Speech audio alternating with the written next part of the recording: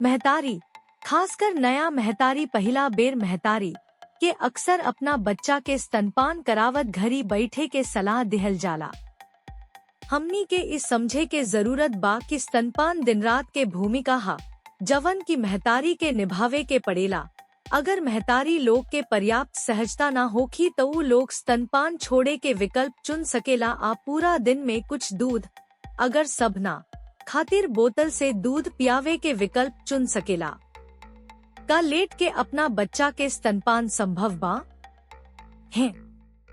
महतारी हमेशा लेट के स्थिति में अपना बच्चा के स्तनपान करा सकेली। बच्चा के स्तनपस्थिति एकमात्र चीज है जवना के स्तनपान करावे के दौरान महतारी के देखभाल करे के जरूरत होखेला। पोजीशनिंग के 4 प्रमुख बिंदु के पालन जरूर करें। 1. बच्चा के सिर अवूरी शरीर सीधा रेखा में होखे के चाहिए। 2. बच्चा के चेहरा स्तन के ओर घुमावे के चाहिए। 3. बच्चा के शरीर महतारी के नजदीक होखे के चाहिए।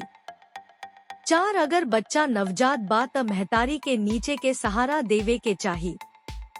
स्तनपान करावे के काम एगो महतारी खातिर एगो मजेदार अवूरी आरामदायक सफर होखे के चाहिए ताकि इस सुनिश्चित कइल जा सके कि उ बच्चा के बेहतर विकास अवूरी विकास खातिर एकरा के जारी राखे।